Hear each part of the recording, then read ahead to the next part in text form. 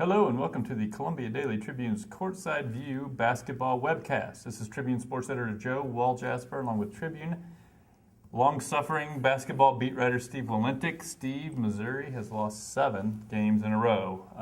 Their most recent, a 20-point home loss to Ole Miss, which was one where you could probably legitimately question Missouri's effort or focus or however you want to phrase it. How much of a glaring red flag did you find that game to be? I think it's the first time that you really start to wonder, has this team reached a breaking point? And I think Kim Anderson was kind of wondering that after the game. Seemed like he maybe opened a vein a little bit and had a lot to say afterwards. Not necessarily about the performance, which I think was kind of tough to talk about, but had a lot to say about just the situation this team's in with all the youth, lack of leadership that I think feels like he's been dealing with all year, all those things. And, as far as the question of have they reached a breaking point, I think it's too early to say. You can maybe give them a little bit of a pass because it was a quick turnaround game after playing Kentucky, and maybe they do rally and put forth a pretty good effort on Wednesday night against Alabama. It just remains to be seen. That was a difficult circumstance coming off of an emotional game, in front of the best home crowd of the year, less than 48 hours earlier, and not playing the number 1 team in the country. But it gets harder and harder to keep going on as the losses continue to mount. Yeah, it seemed like after that game they should have really set a couch up there for Kim to recline upon, and we could have asked him questions about his childhood. You really feel like he needed some counseling after that one. But I think one game of subpar effort is not necessarily a sign of things to come. I think previous to that, the effort was not so much the issue as the lack of execution. Well, I don't even know if execution is the thing. Lack of talent and / lack of execution. Especially on offense, they're just sort of terrible on offense, and that part doesn't much change from game to game. Yeah, it's been a struggle the whole way through to score points with inconsistency, and the Ole Miss performance was worse than most, but it's not like they'd gone from this team that was scoring 75 points a game to one that was held to 47 points. They've struggled all year long to generate offense with any consistency, and I don't know if when that gets fixed, except probably not before the end of the season. I kind of wonder if the Arkansas loss maybe took a little more out of them than anything, because they really were right in it. You have a chance to go ahead with 2 free throws at the end, and Wes Clark missed them both, so they came back and they played with at least some spirit against Kentucky, and then for whatever that's worth. But I think you're dealing with a team whose confidence is pretty clearly in the dumps at the moment. I don't know, what's your thoughts on as a coach, what sort of approach do you have to take with the team when they're pretty fragile?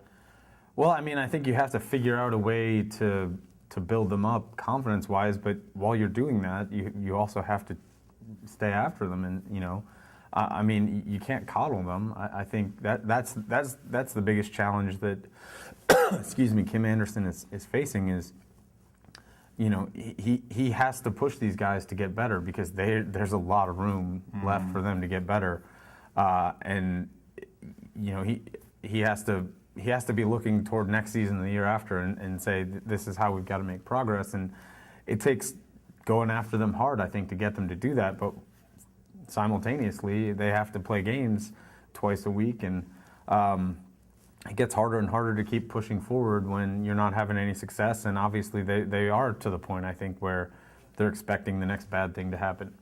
Yeah, I think from his perspective, you just have to be super consistent. I don't think there's much point in varying between good cop and bad cop and all that. I think here's the standard that you got to meet.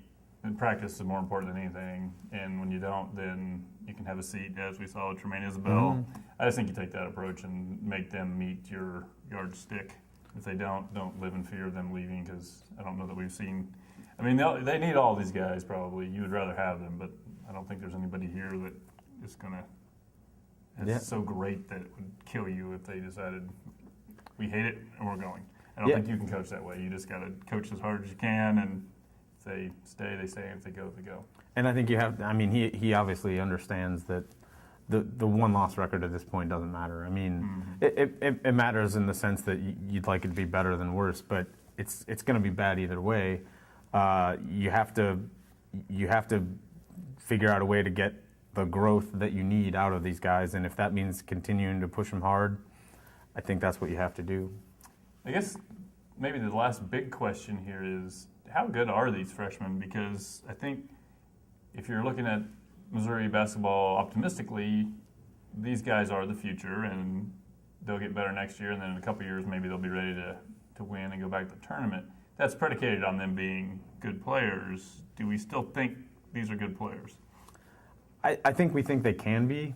At least I think they can be, but there's a lot of deficiencies that have to be fixed. I mean, you look at DAngelo Allen and Jakeen Gant. Those guys physically, for starters, aren't ready to play their positions in the SEC. I mean, neither one of them rebounds particularly well because they get pushed around inside. They're not great holding their ground defensively because they get pushed around inside. And I think DAngelo especially has had trouble finishing. Really, both of them. 2-foot shots have become a real challenge. and part of that I think is they're looking for contact, bracing for contact is probably the better way to put it, and they're not strong enough to deal with those things at this point. I think Gill Caesar probably physically is further along than some other guys, but skill-wise he's got a lot of work to do. I mean, his assist-to-turnover ratio has really been disastrous this year, and he's only shooting about 35%. He will make a play almost every game where you're like, wow, that's a pretty good move that not everyone can do. But the numbers outside of the game against Arkansas lately have not been good, and you wonder how much his development was stunted by the back injury that cost him to miss 3 games. But those are things that they just have to keep pushing through. Figure out ways to get these guys stronger, which will probably happen in the offseason. Work on their skill development. I think Naaman Wright has to do a lot of each. He's got to get stronger finishing at the basket and get better handling the ball. They all have shown glimpses of having some ability that could be valuable going down the line, but they're a long way from really putting it together with any consistency. It seems like Gill Caesar is the most obvious guy he at times has been a big contributor and has the best stats. I think with him is in the offseason he's really got to work on his ball handling, because it's almost like as soon as he puts the ball on the floor, you're kind of waiting for a bad thing to happen because he's pretty loose with it. If he could work on that and improve quite a bit in that, I think he's probably the closest to contributing. And Gant, the first few games looked like he was going to be a super active guy who could really help him out, and he hit a wall in a hurry and has been bounced off that wall for quite a while. It's been a long time since he did something that really caught your eye, and the same kind of goes with DAngelo Allen. Isabel's had his moments, but apparently he's kind of a handful to deal with in practice. And then Naaman Wright, I think his role, at least on this team, is probably more of a spot-up shooter, so once in a while he can hit some shots. And then in the offseason, the thing for him obviously would be to become more of an all-around player. One thing I did do, I think the group that say sometimes get compared to is the freshman class when they had Denman, English, Lawrence Bowers, those guys, Steve Moore. Miguel Paul.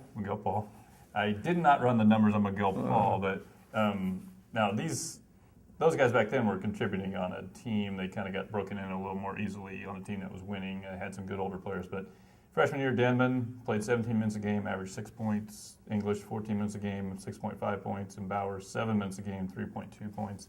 And you compare it to the guys they got now, Gill Caesar, 24 minutes a game, 9.8 points. Wright, 17 minutes, 5.4. Gant, 14 minutes, 4.8. Allen, 17 minutes, 3.2. And Isabel, 16 minutes, 4.5. So the numbers are almost sort of similar. But those guys, I think, had the benefit of playing with DeMar Carroll and Leo Lyons and Matt Lawrence. Good players on winning teams, sort of learned how to practice, learned how to win, and you weren't leaning on them to win you games, which this year's team sort of is. Yeah, I mean, there's no question. That's been the biggest thing. Is you've had to ask a lot out of these freshmen, and they just weren't ready. And most freshmen aren't. I mean, you look around the country, most freshmen don't have huge impacts. Obviously there are standouts every year, but the average college freshman, it takes a while. It takes a while to understand the speed and size of the opponents. It takes a while to get physically stronger. It takes a while to develop your skills. It takes a while to deal with adversity that a lot of these guys aren't used to dealing with. All right, well, join us again next week. We will discuss more of exciting Missouri basketball.